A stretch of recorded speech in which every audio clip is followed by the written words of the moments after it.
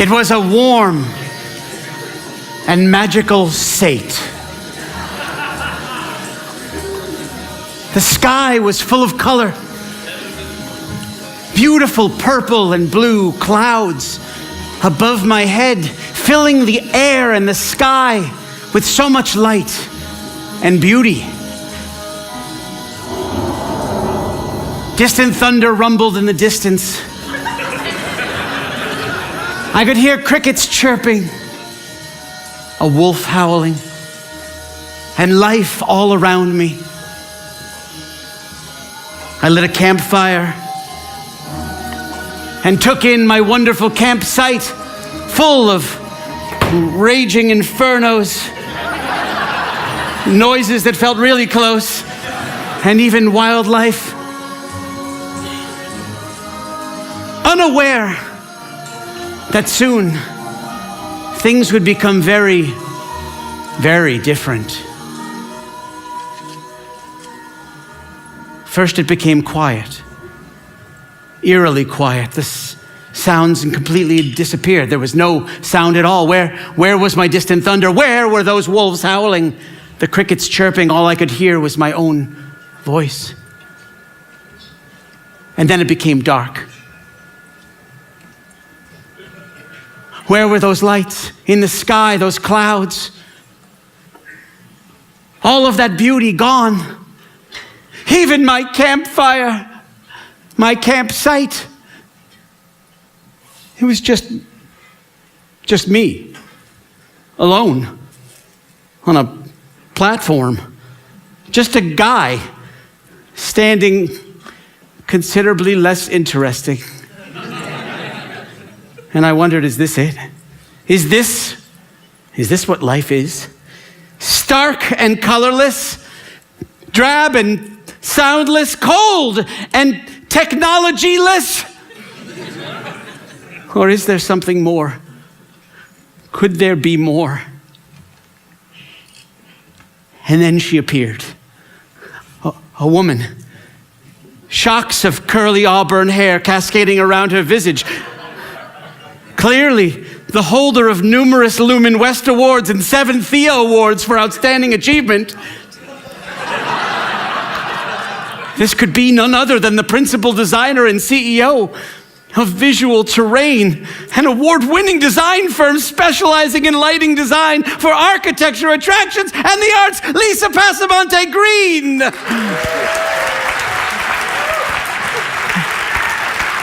And as she emerged, the sky was once again full of color again. And then he appeared. A figure who bore silver hair, a silver fox, you may say. He bore the unmistakable posture of an award-winning composer, arranger, and audio producer whose company focuses on live entertainment and attraction soundtrack production. This could only be John Baker. And with him, the world was once again colored with sound and noises, reminding me so clearly of what I had been missing. But then he appeared, devilishly handsome, with a twinkle in his eye and a searing intellect to match. Clearly the principal and creative director of Mousetrappe, an award-winning media design studio that develops and produces immersive entertainment and impactful media-based creations. Daren Ulmer. Yes, this is life. This is experience. This is an elaborate introduction for a panel discussion. So please welcome the creators of this experience, Lisa Passamonte Green, John Baker, and Daren Ulmer.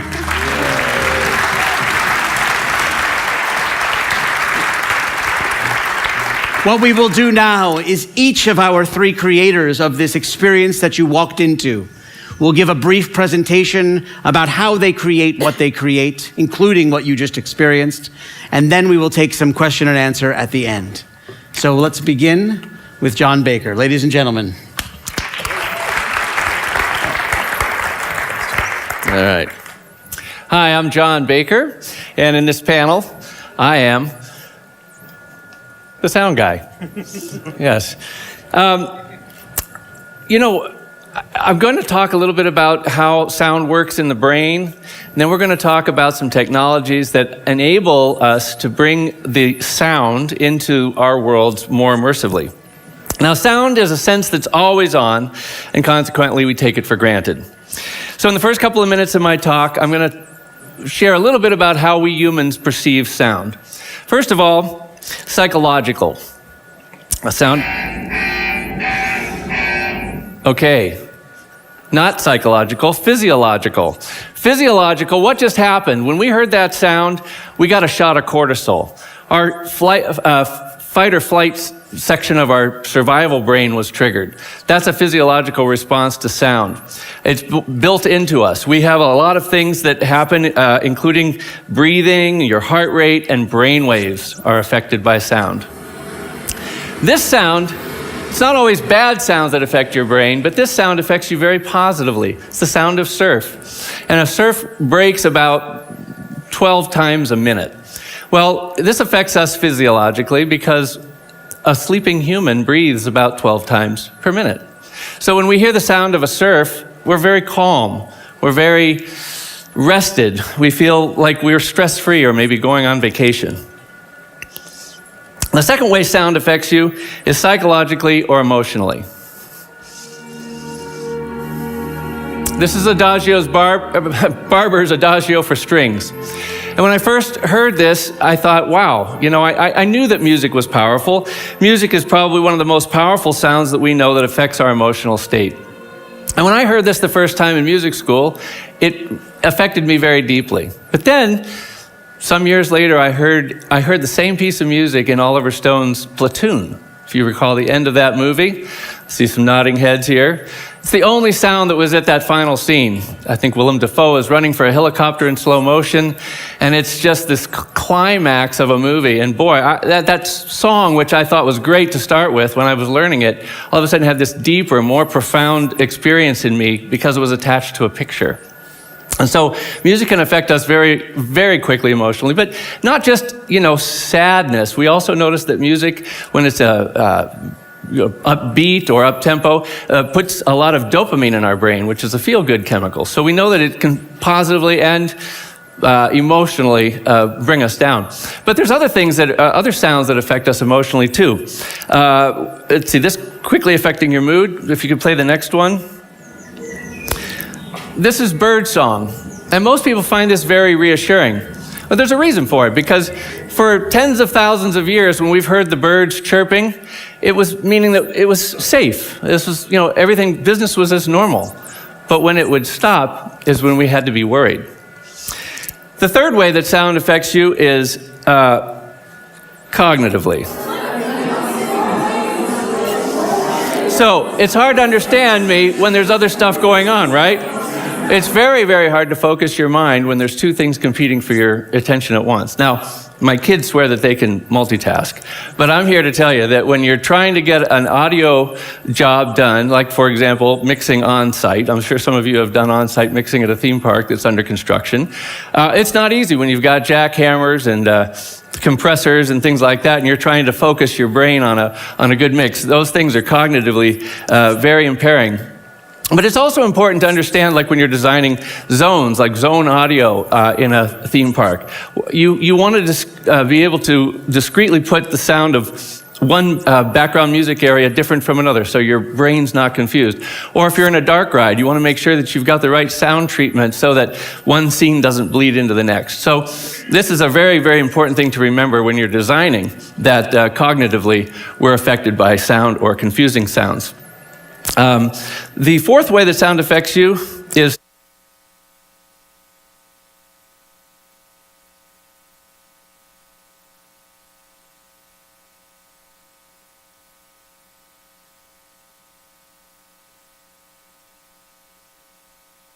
No. Oh, thank you, Joe. The point of this, it's not hypothetical. The quality of sound matters. Sound that is improved, let's say the sound content or the sound quality that's improved, it is proven to drive up sales in retail, for example. This has been researched a lot about how sound affects people when they're buying. Excuse me for a second, because when I do this, sometimes I need this. So, all right, to wrap up this part, we see that sound can affect our emotions, our thinking ability, and our behavior. I think of sound as a bit of a Trojan horse. Like we said at the very beginning, sound, your hearing is always on. So sounds are always getting into your brain. And they can bring in a lot of things. So knowing that sound can affect a listener so effectively, sound technologies over the years have improved steadily to become increasingly immersive ever since the Greeks and the Romans figured out that making a bowl would amplify sound. If you've been to the Hollywood Bowl or you've been to the Greek theater, this is old technology. So in the millennia since then, many millennia, we started to amplify sound. And the first way that we amplified sound was in mono. I'm not going to spend a whole lot of time. I'm sure everybody here understands what mono is, but it was a really efficient way of getting electronic sound to people because all the instruments would be channeled into one channel, and then that one channel was amplified through all the different speakers. So no matter where you sat, you got a really good experience. It was mono, so you didn't have the kind of mixes that we came to know right after that. In 1958, stereo became very, very common in records, and so our live production sometimes started to include stereo. Movies, for example, and attractions where people were stationary were in stereo. But this came with one little problem. There was a but and a very big but, and that big but was the sweet spot. In other words, if I'm sitting in that sweet spot, everything sounds great. But if I'm not sitting in that sweet spot, I might have an effect that's more like the right speaker or an effect that's more like the left speaker. So we had this little bit of a problem, but nonetheless, it didn't stop engineers and creative people from still wanting more and more immersion. Because like all of a sudden, stereo was cool and things could be on this side or be on that side. If you're out there in the center, you had a really great experience. And surround or immersive audio continued. Does anybody know these guys? Anybody recognize who that is? Well, I'd take another. Who? Yes. Very good. Pink Floyd. The reason their picture is up here on my talk about immersive audio is that in 1967, Pink Floyd did a concert called The Games of May at Queen Elizabeth Hall in England. And they took their sound and routed it into 4 discrete channels and put those speakers in 4 different places in the arena and had what became known as the first quad music concert. Now, this is kind of cool. The guy had a thing called a azimuth coordinator, which was a joystick, and he would kind of route things around the room. And I think that and the LSD made it an amazing night, you know? But the reason I bring it up is because, like I said, 1967, so keep that in your mind. But not to be outdone, the film industry saw that and thought, okay, well, this is kind of cool. And, you know, there's a lot of people talking about it. 8 years later, in 1975, the immersion train kept chugging, as I show up there. And a rock movie, the movie Tommy, which was a rock opera by the group The Who, became a film. And they decided to add a center channel. So they had the 4 around the outside, and then a center channel now was added for dialogue. And this was a format called quintaphonic. Five channels. And then a year later, there was a 70 millimeter release of the movie Logan's Run, and they added a subwoofer so that now you had the first 5.1. For those of you who aren't audio guys, that 0.1 refers to the subwoofer. So when you have a system that has the bass speaker, that's a 0.1. So we have 5.1 or 7.1. So fast forward to today, many theaters and attractions are using some version of this surround sound, and we use it a lot in themed entertainment. The thing that's different, though, is a movie theater is usually licensed by Dolby or something like that, so they all have a very similar setup of speakers. They have certain specs that they have to comply with in order to have their license. But when we build spaces, they're one-offs, could be a pavilion for this, it could be a dark ride for this, it could be a film for this, it could be in the round. So, you know, we've got a lot of challenges to try to deliver sound uniformly to the audience. Even with this, even the more speakers you get, there's still a sweet spot, believe it or not. In a simple stereo system, it looks something like this. There's your object.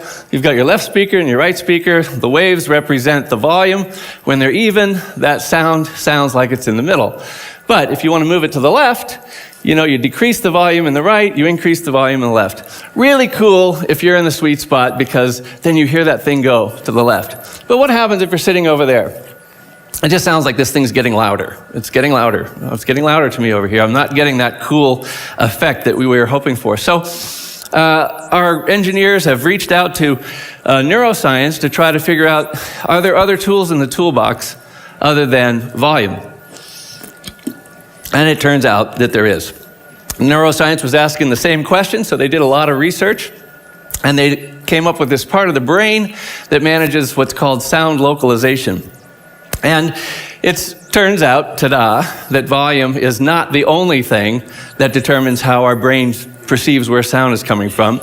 It's also delay. The timing difference between the ears determines your sense of where something's coming from. You know, it's funny, because I was thinking about when I was preparing this talk, when you play Marco Polo, right? You close your eyes, you don't know where the sound, but you know where the sound's coming from. You know, so I think it's cool the way the brain works. Anyhow, this works in front and behind your head, this delay situation. And thirdly, they've discovered that the brain actually can interpret sound waves to tell you if something's above your head or below your head. I mean, this to me is really trippy, that parts of the sound wave carry that information. But anyhow, what have they done with this? Well, this is kind of where my talk kind of culminates. When you walked into the room, I don't know how many of you kind of noticed it, but the soundscape in the room was 3D audio. We were projecting things with a whole new kind of technology called wave field synthesis. Oddly enough, this technology, or this math that goes into wave field synthesis, has been around for several hundred years, but we really haven't had a practical way of bringing it to market until different companies have come along to harness this. And of course, we have faster microprocessors that can do the math. And the system that was playing when you walked in was provided by Iasono, one of our sponsors on this day on the SATE conference. And simply stated, the Iasono system, like ASA, which is Astrospatial Audio, another company, they both use this wave field synthesis that was designed by this company, the Fraunhofer Institute. And somebody here may know the Fraunhofer name because they were the people who gave us the technology for the MP3. So there's just a lot of really smart people thinking about this stuff. And I won't get into the math or the science exactly, but you can see a multiple number of speakers, and they interact with one another to create a spatial relationship with the sound. So it's not just volume up or volume down. Now, with 3D sound and using these systems, instead of just turning a volume knob for here or here, you have to think a little differently about your workflow. So it looks a little bit like this. You take an object.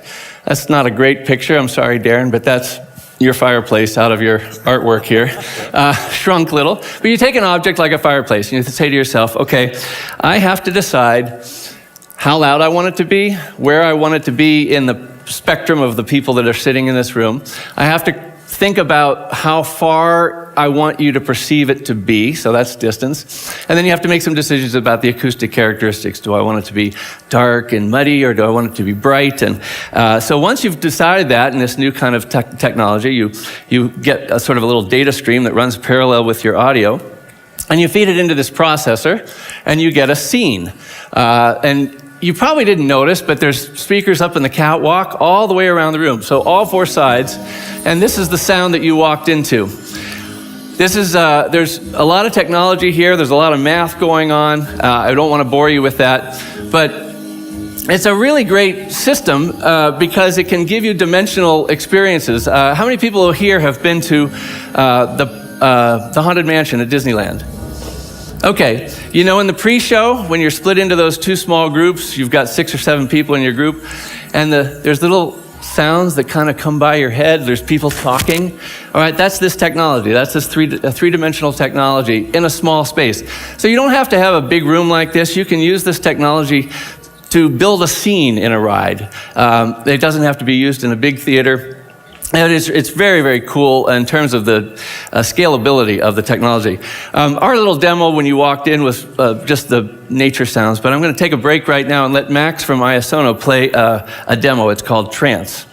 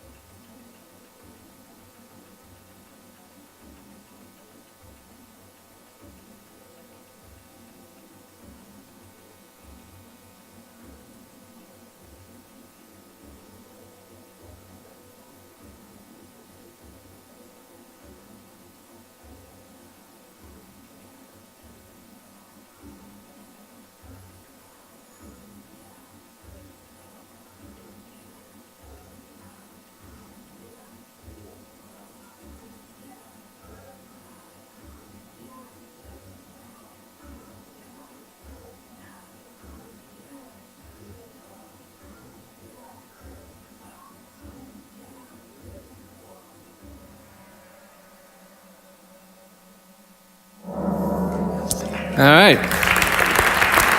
Thank you, Max. So we focused a lot on the wave field synthesis, which is one of the primary technologies that's in 3D audio. But there are several other 3D products out on the market, which I'll just mention very, very briefly. Timax makes a product that you might have experienced in a Broadway show on the West End. I know they use this a lot, where they've got actors that have trackers on them, so as they walk from one side of the stage to the other, their audio follows them. That's this company Timax does that to give some dimensionality to their live performance. Dolby Atmos, of course, is what we're seeing a lot in theaters now. If you got into the theater before it was dark, you'd see that there's a whole new row of speakers here, and there's speakers over your head. So they're trying to get more of a dimensional experience with Dolby Atmos, and it's surprisingly scalable because you can actually buy a Dolby Atmos system for your home if you want to update your home theater system. By the way, I just wanted to mention, it was really cool to look out in the audience and see a lot of people with their eyes closed, you know, kind of just experiencing this as audio. I really think that's kind of cool. And then just imagine, you know, maybe how you could use that with a visual piece as well. Daren's going to be talking about that in just a second. So finally, the last thing I came up across in my research was this company called Moro Sound. They have this 3D, True 3D. And this is kind of interesting for exhibit spaces or small little kiosks or maybe a trade show. 4 speakers on the ground facing up in a square, 4 speakers up in the ceiling facing down in a square, and you literally step into an environment and it's a 3-dimensional audio environment. It'd be kind of cool in a museum or something like that, where you have an experience with a piece of art and then you step back out. I thought that was kind of cool. But anyhow, that wraps up my talk. I'm thinking again about the little Trojan horse from the very beginning. Remember, I mentioned that sound is always on, so like a Trojan horse, it's always getting into you. But now we've just greased the skids with a little bit of technology. Thank you very much. I'm going to introduce Daren. I'd like to introduce Daren Ulmer now. Thank you. Thanks, John. Coming up here. While we wait for my slides, two things, Corey. One was I was unaware there was like a fee account. All right. You still would have won. Number two, Han shot first. Anyway, storytelling. I want to talk about storytelling and technology. I think we were one of those vocal groups of the first time that we got together and said, no, we're not technology. But because SATE is about how the combination of storytelling, architecture, and technology create the experience, we think we're all part of experience, at the very least. Some of you are familiar with this quote from Arthur C. Clarke in 1973. Any sufficiently advanced technology is indistinguishable from magic. I think that's the wonderful opportunity that we all have in the business that we're in. 30 years before that, Lee Brackett said, witchcraft to the ignorant, simple science to the learned. Let's all become the learned and create experiences that audiences don't find at home. Before we jump sort of into the technology and into the immersion and media and all those things that I'll get to in a moment, I want to set a philosophical foundation.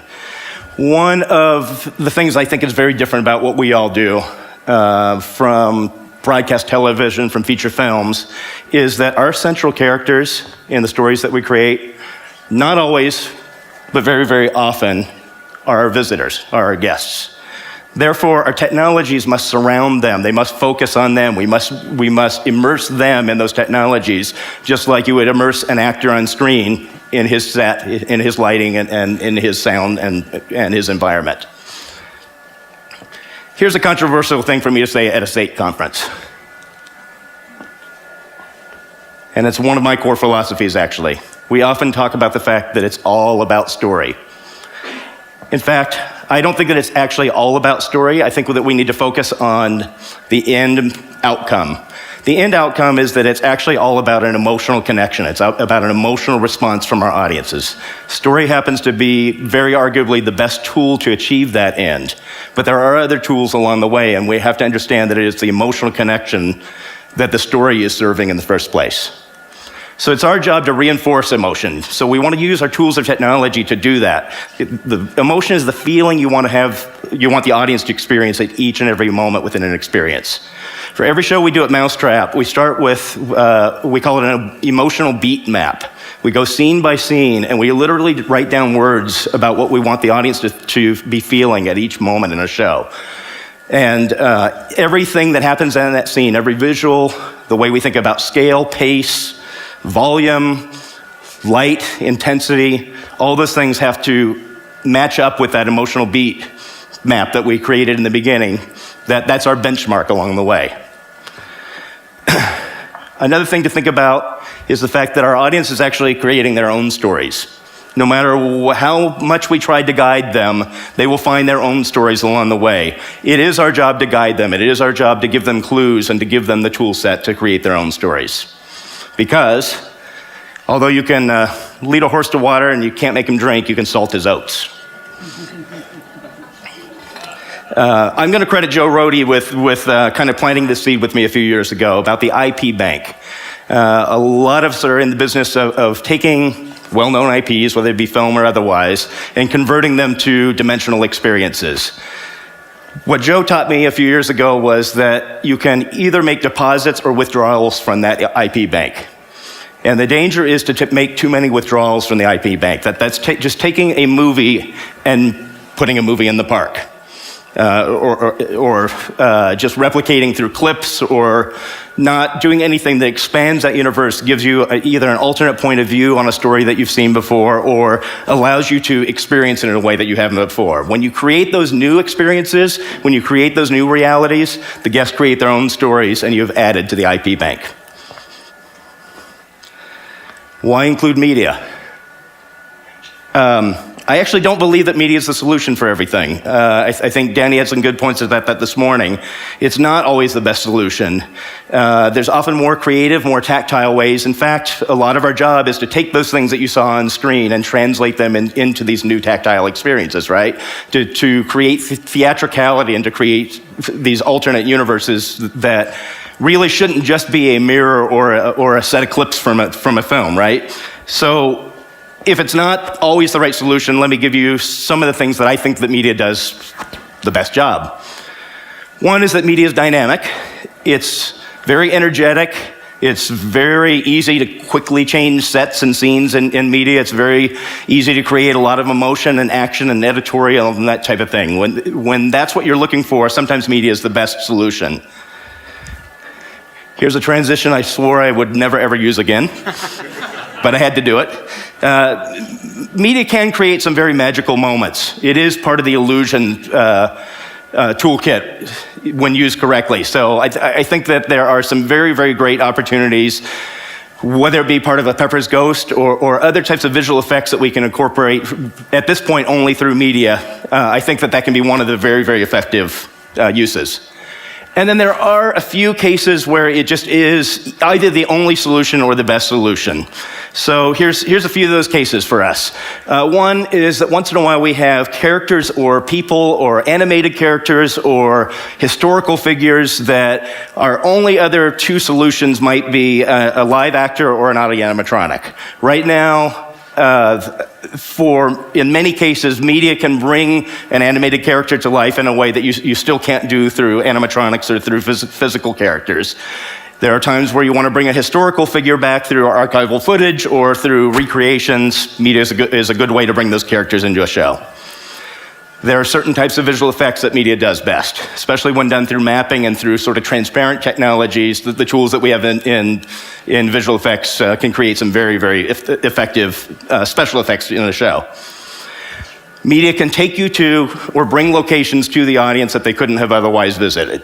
There are a whole class of attractions that are just based on taking you around the world in flying situations, right?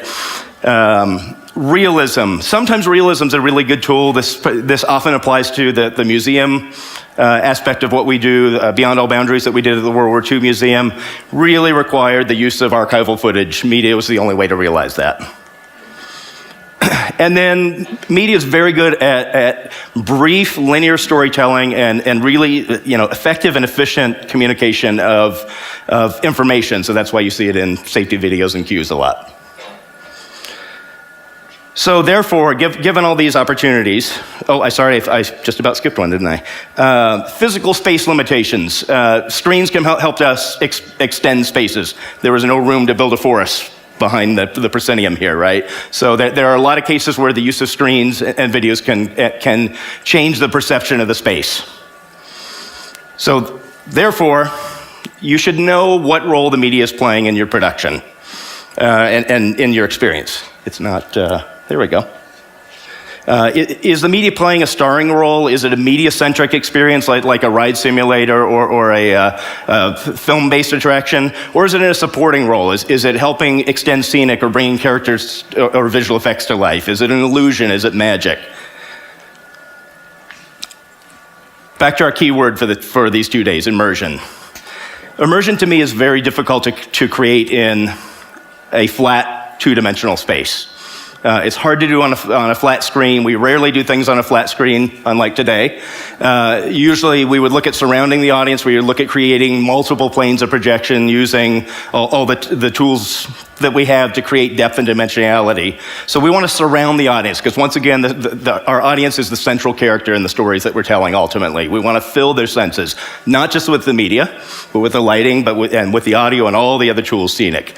And ultimately, what we're trying to do is create an interaction, and that interaction can either be an active interaction or kind of a passive interaction where people feel emotionally engaged, which is often confused with I don't mean confused in the bad sense. It is often sort of goes hand in hand with people feeling like they had an interactive experience. One of those tools I just want to touch on is stereoscopic 3D. My question kind of to all of you is is when stereoscopic 3D is used, does it make the experience more or less immersive? I think the answer is varied. I think when used well, it can be a very, very immersive tool. But I think when it is not done correctly or is done without purpose, it actually creates an additional barrier. Those glasses sort of create a fourth wall that separates the audience from the experience.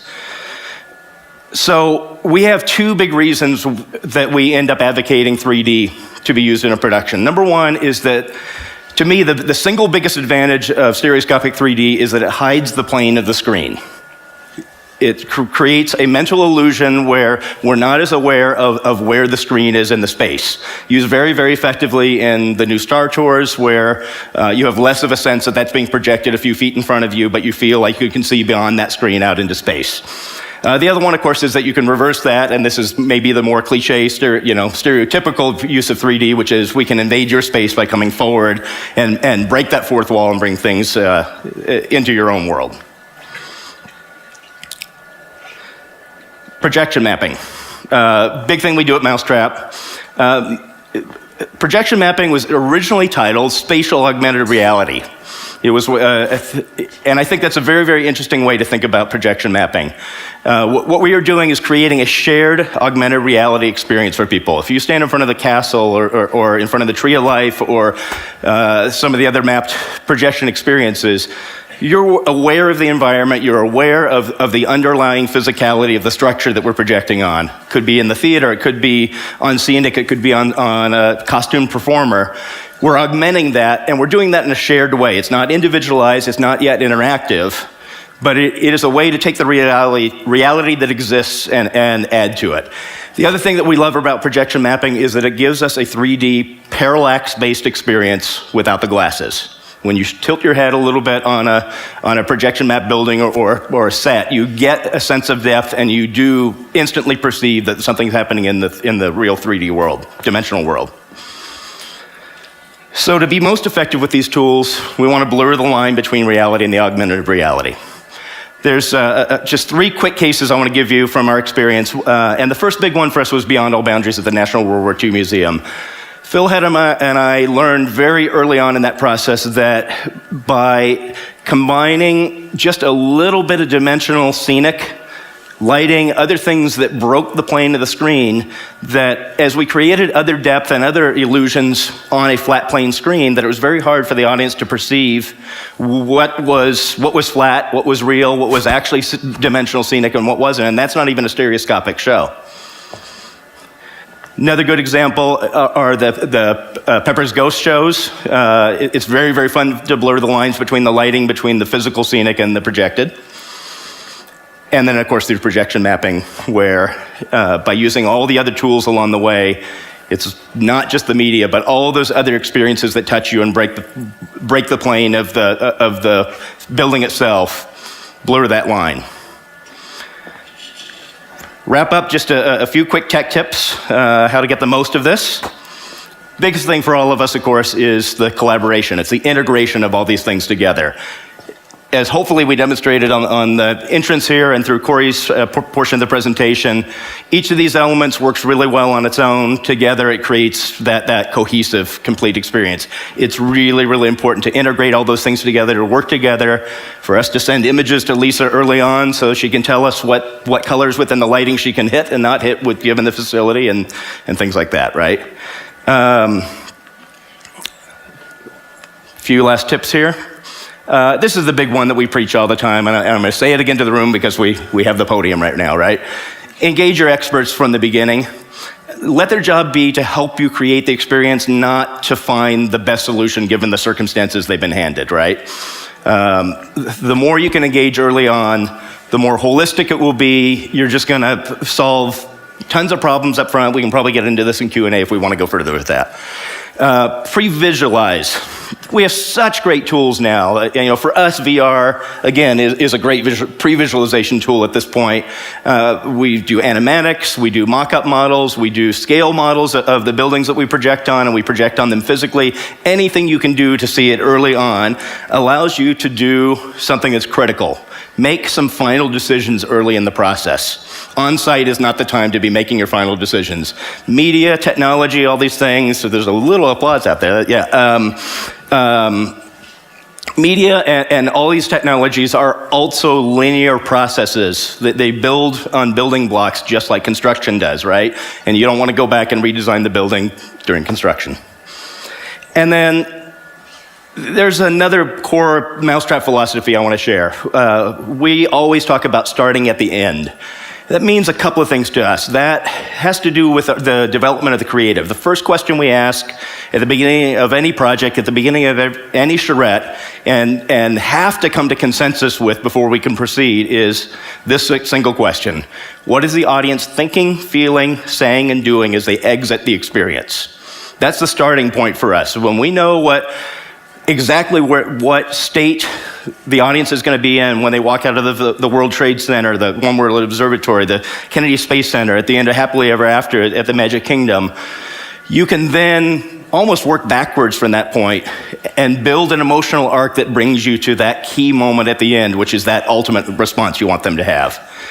It also works for us from a workflow and pipeline standpoint. When we think about what things we need to do when we get on site for installation, it tells us how to build the project so that we know what pieces and parts and tools we're going to need when we get on site. And this is corny, but even though I just said start at the end, that's the end of my presentation. So, thank you. My dear friend and colleague, Lisa Passamonte Green. Thank you, Daren. Yep. That was great. Daren and John, thank you, Corey, for your introduction to moderating this panel. Any of you who know me know that I'm very uncomfortable speaking in public. My voice, especially, I'm very uncomfortable speaking in public, especially in front of large groups like this. My voice quavers, I start to speak too fast, and the butterflies in my stomach start to do loop-de-loops. So it might come as a surprise that I volunteered to do this presentation. In fact, I actually pleaded with Chris to do it. Crazy, right? But for over 30 years, there's been a story in my heart that's been growing and growing and becoming bigger and bigger until I had to tell it. Like any good story, my story has a protagonist, me, a humble lighting designer. It has a quest, the quest to evoke an emotional response through my lighting design, to tell each story with light. And unfortunately, every good story also has a conflict. My conflict is that some people see what I do not as a creative discipline, but as a technical discipline. When for me, technology is the brush through which I express my art. And since all good stories are universal, I don't have to point out that this conflict applies to all lighting designers. Pat, Aaron, Michael, Kate, I saw all of you in the room. So I want to make sure that everybody understands I'm just a metaphor. And of course, our story has an antagonist. Anyone who doesn't understand the value of lighting design and storytelling, the kind of person who thinks lighting is just a facility requirement. The goal of this story is not to vanquish the antagonist, it's to turn them into an ally. My story begins in 1986 when I was in college. I was assisting lighting designer Peter Nordyke on a production of Bent. The play took place over a change of seasons and a change of mood, as the main characters transition from regular life to the horrors of Nazi Germany. Every night, a slow, completely subtle cue was executed.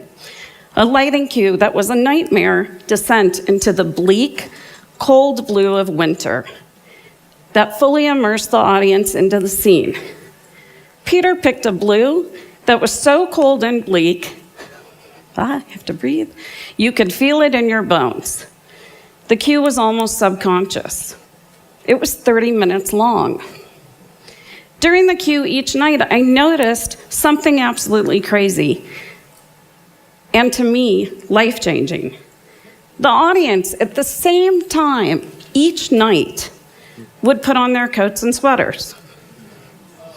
Yet the temperature in the room never varied. Only the lighting changed. That was my aha moment when I realized that lighting was an integral part of storytelling. The director of the show could have handled this many different ways. He could have put captions on a screen. He could have had an actor or announcer say it. He could have had snow fall from the sky. Instead, he entrusted this key emotional story element to the lighting design. And I watched as audience after audience viscerally experienced it.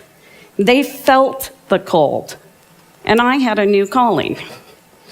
In fact, maybe you're feeling cold right now. Is it me, or does it feel a little chilly in here? Stephen, I'm freezing. Would you mind turning up the thermostat? That aha moment taught me that lighting design is not driven by technology. It's an art that uses technology to connect with the audience. Right now, for example, let's say I want to make a connection with you, Pat McKay and Danny. Lighting lets me do that. Do you feel special? Do you feel a connection? Maybe you just feel uncomfortable. And maybe I don't want to really connect with you. Maybe I want to connect with you.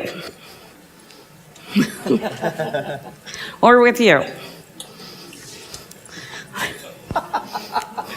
Lighting lets me connect with each person in the audience individually.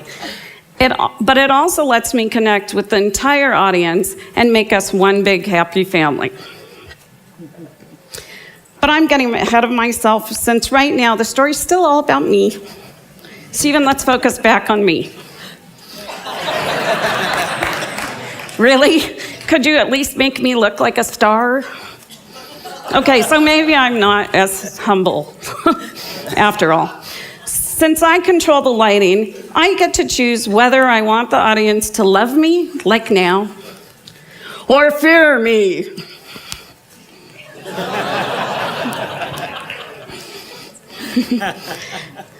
And I get to choose where this story takes us. Let me think. Maybe I want to go to the woods. Here in the woods, you can see there's media on the screen and lighting on the walls. But I'm kind of freaked out by fireflies, so let's go somewhere else. You know, I've always wanted to go to outer space. In space, no one can hear you scream, and no one can see your media because there's nothing to project onto. This look is rich and dynamic, and it's only lighting. I like it here, but again, we can't stay here forever. Let's splash down out at sea, where lighting and media exist together on the same surface.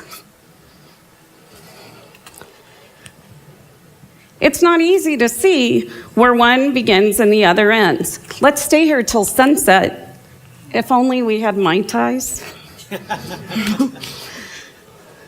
It's so lovely here. Let's go for a swim in the ocean. Let's go under the sea. Here, under the sea, movement and patterns enhance the immersion. But enough about immersion. Let's get back on dry line and back in this room.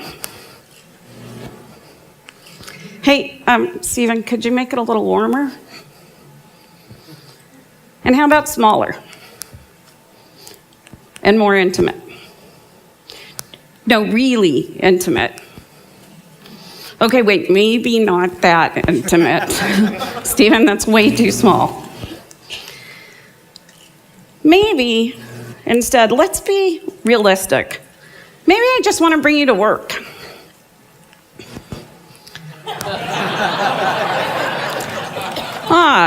Work. It always comes back to that, doesn't it? When you walked into this room, it had been transformed. There was media, there was sound, and there was lighting. It took a lot of work by each discipline to make that successful. So let's deconstruct the way the lighting contributed to that environment. First, let's put Daren's media back up. Now, let's add John's sounds.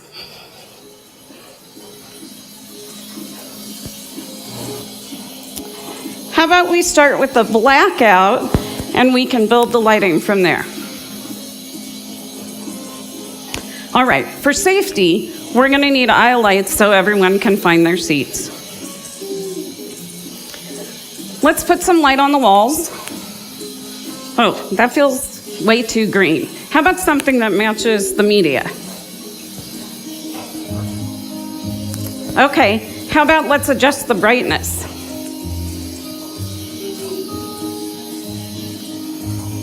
Oh wait, we forgot the fire pit. Let's add that too.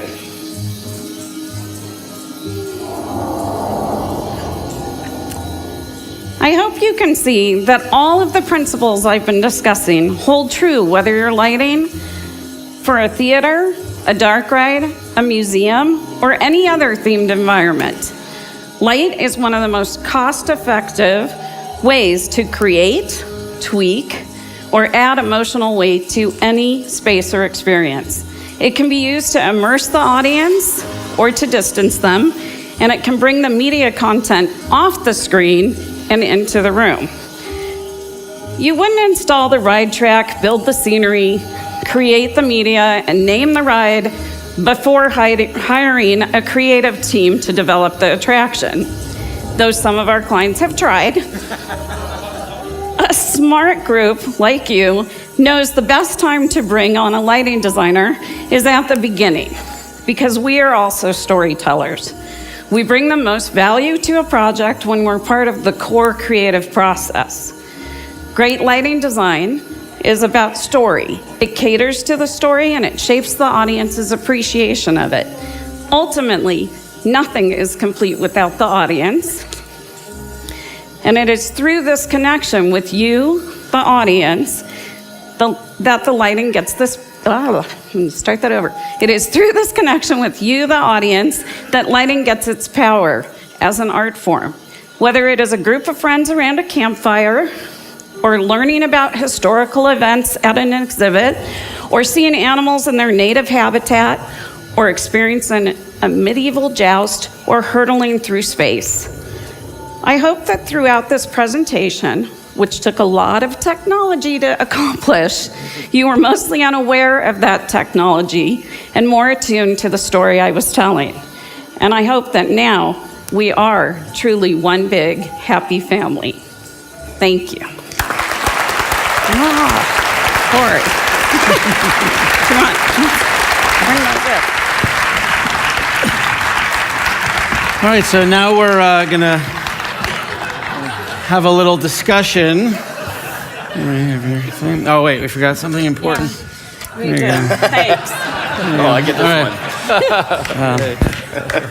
one. Anybody else want to join the panel? All right, well, thank you guys so much. That was great. Let's hear it once again for these guys. Fantastic job.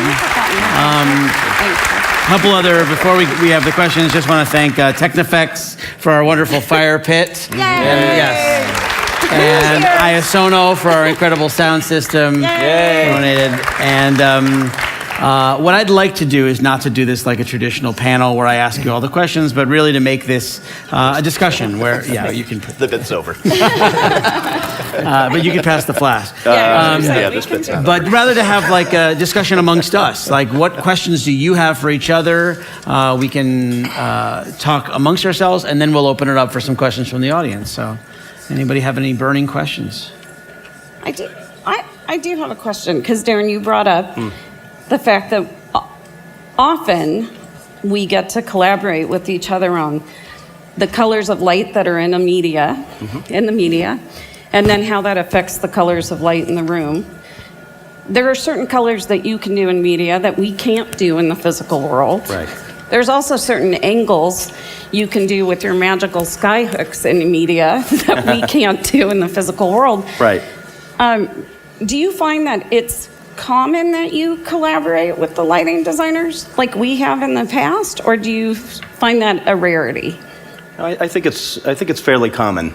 I think that, and not to take this in a different direction, but I think the other thing that we can do through mapping is this dynamic range, right? One of the things that we can do on a building that you kind of can't do is when we project a building back on itself, we're putting shadow in shadow, and we're putting highlight in highlight. So we can keep the crevices of the rockwork on a castle in shadow and create more depth and dimension there. But the thing that we can't do really well is fill this whole room, is to touch the audience and to make them feel cold in that same kind of way. I can do it on screen, but it's never going to reach out and touch. But back to your question, I think that more and more there is good collaboration going on. It's just that sometimes it's too late.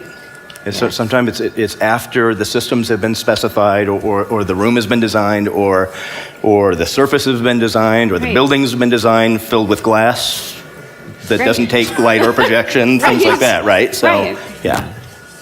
Good question. Great. John, you I did want to add. No. A gear. No. This has just about the idea that we're talking about. I was talking a lot about the new technology, or the newish technology of 3D sound, and I just wanted to reflect on something that Amy had said this morning about silver bullets. It's like it's easy when you get into a technology discussion to see all this cool stuff and go, "Oh, that's going to be it. That's the thing." Really, even from my point of view, as a sound designer and a sound guy, this is one tool in my toolbox. Just like, it was great with your presentation. You showed a lot of tools. And it's easy to maybe surmise after a technology thing that, oh, well, I got to do that, or I got to have that, or whatever. It's just we're trying to present these as tools. And hopefully it's a combination of a lot of tools that make your productions work, whether they're in a museum or a theater or a theme park. So I have a question for all of us, I think. So we have all this technology, and it's kind of hard to hide. Right? So speakers have to be in places, or they have to be behind acoustically transparent scenic. Let's talk about how we make that stuff work, where the compromises come from. When is the visual of the scenic more important than the placement of the speakers, for example? Or how many times I've had a client saying, "Can't you hide that with lighting? Can you make that projector stack Or I've away? had an art director put a flower right in front of a speaker, and then somebody comes along and says, "But I can't hear Big Bird anymore." It's like, well, yeah, the speaker was right there. So that's a collaboration. I mean, you've got to get people to understand as a team how this is going to work organically together. I don't know that any one thing is more important than another. Right. I think the best, I mean, it sounds really cliche, right? That the best projects bring us in early. But not only do they bring us in early, but they bring us together early, right? So the projects for us over all the years that have been the most successful is when we're sitting at that table in blue sky, we know each other, and as things are getting developed, we can talk about shared ways to hide all the gear and all of the equipment. It probably doesn't feel like there's over 200 lights in this room making the conference and the session work, right? So I think it is about that. It is about clients and projects understanding that don't wait to bring the technical teams together, because we can maybe come up with solutions that deal with that, help hide the gear. We have respect for each other, and we know, I would know not to put a light in front of your speaker or light up the projection, get in the way of the projection cone. So those are all collaborations that if we're allowed to do, if the project gets us together and the schedule allows and the budget allows for us to have that meeting, it's so invaluable. Yeah. And I think the layers of pre-visualization are also really important. I think if you can pre-vis scenes and you see things scenically, all of a sudden you're coming around a corner in a dark ride and you can't see something, or you do see something that you couldn't see on a CAD or you couldn't see on a flat drawing. So if we've got the time and the equipment to pre-vis, I think that's very helpful to solve some of those problems. I think where it's hard is when we start to talk about the level of immersion that we've been talking about all day.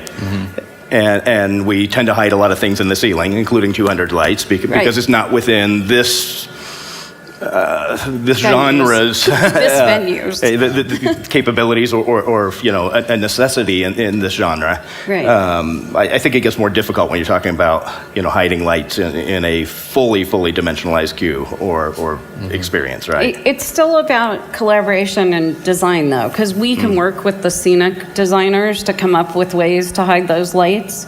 I have cue lines where I've put a lantern on a crate and I've hidden a light in that crate that's really lighting the scene, but the lantern looks like it's doing it, right?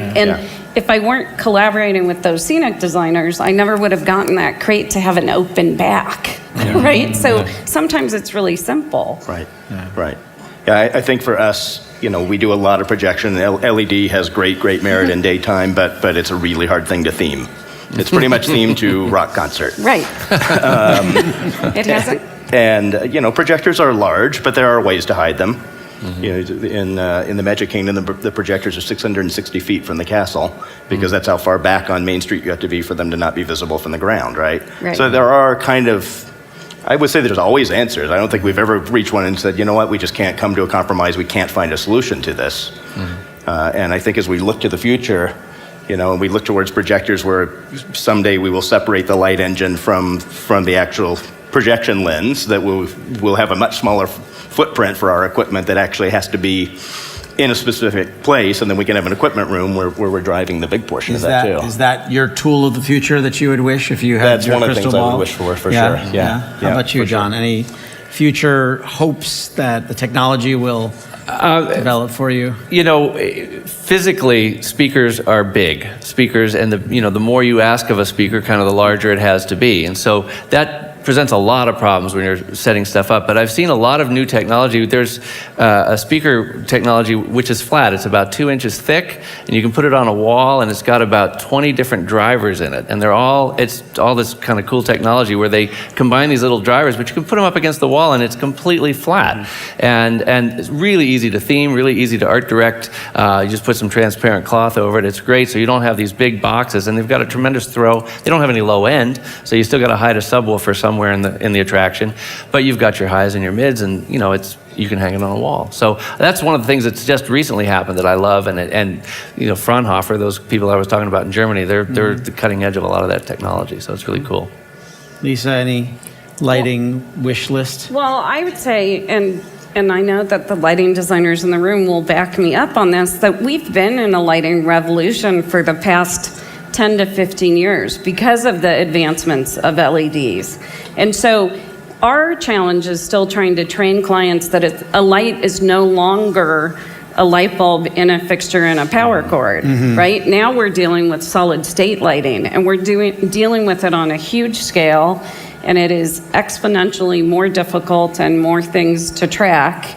And that is part of our process now. Yeah. And I see that those lights are going to continue to get bigger bigger in terms of brightness, brighter and all of that. They're going to continue to get better so quick. Our challenge is really the quickness. We had a manufacturer come in 2 years ago, and their LEDs for their fixtures, and their fixtures have integral sources in them, they double in brightness every 4 to 6 months. So when we design a project, now we have to put in the specifications that we have to come back and review the lighting specs if you're not planning to buy them in the next 4 to 6 months. So when you look at the development of a project over 18 months or 2 years, depending on the size of a whole park or whatever, it makes a really big difference. I think the good news is that the experience in immersion industry globally is so large that there is financial incentive, and there's 400 of us here when there was 100 of us here 10 years ago. That's a great segue. And why don't we see if the 400 people here have any questions? So, thank you, Daren. So if we can get the microphones, and if anybody has any questions for any of our, lots of hands. So, hey, Stephen, do you want to go ahead and put up the Q&A queue, please? Yeah. Thank you. Daren, I have a question for you, because you're mentioning projection. What do you think about another revolution that is taking place, which is these LED or microscopic LED walls? What do you think about that? I think we are just on the cusp of seeing some great uses for that.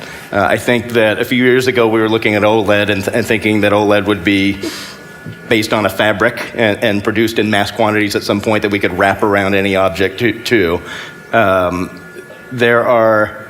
LED has come down so much in price that now you can have smaller pitch LED, higher resolution, and we're starting to see some great innovations in bendable, formable type installations rather than being constrained by 1-foot panels, right?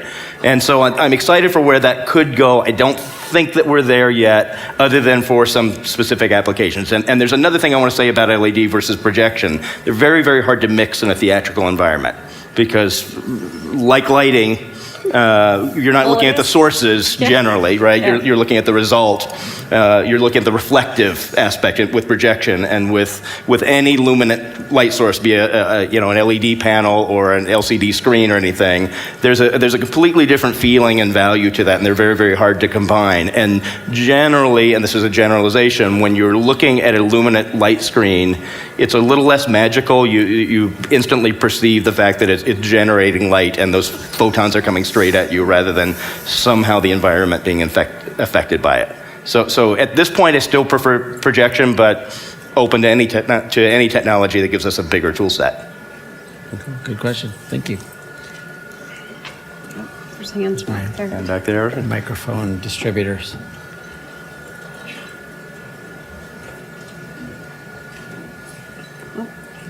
Yes, right in the middle. Hi, I'm Louis Allen. How do you do? Hi. I know several of you. I have an aesthetic question. I look at this stuff, and you mentioned the Pink Floyd thing, and I happen to be old enough to have seen the Uma Guma tour, where they use that system you're speaking of, with projection from black and white to color, even in televisions, in lighting. So, do you guys think we've learned to see things differently? That our perception has fundamentally changed with technology? Our need to expand our sensory horizons have brought a demand for technology to help us bring us there. And then that, if we are seeing things differently, for instance, in music, there's this all the vinyl tracks are all coming back, right? Because the sound is vinyl, not digital. Yeah. And there's electroacoustics and musique concrète and, all these ways of trying to capture organic elements, whereas the new technology is all digitized. And now the technology seems like it just seems like we might has something changed? Do people see things differently, hear things differently? John? Well, I'll address that to the best of my ability. Yeah, it's a deep question. I've been frustrated as a sound guy because for a generation now, people have been taking their music in through earbuds, right? So we spend all this time and money and energy to produce these soundtracks that are so expansive and so huge, and yet our audience oftentimes has never sat in front of a live band. They've never sat in front of a live orchestra or a live, So I'm doing stuff from a kind of an old aesthetic, but like you're saying, there is this craving now for something more organic, and people are wanting to have. So I see it as a pendulum swing sometimes. That we get pretty excited about the technology. We've got all this digital capability, but then at the end of the day, we find ourselves being pulled either by our own instincts or by our clients. To warm it up, to make it a little bit more natural, to not be so synthetic. I mean, these are adjectives that I hear. I don't have a clear answer for you. Just to say that I think John said earlier how technology has educated all of our customers. They expect more. Right. They expect a deeper experience. They expect more visual CG. They expect lights that can just do a million things at once. So it's a tricky answer to a question to answer. I'd like you guys to jump in there. Expectation, I think, is the biggest factor. I think it just, as the bar raises at every level, as the bar raises in local retail, as it raises at home, just 6 years ago, we opened the first Magic Memories in You on the castle in Florida.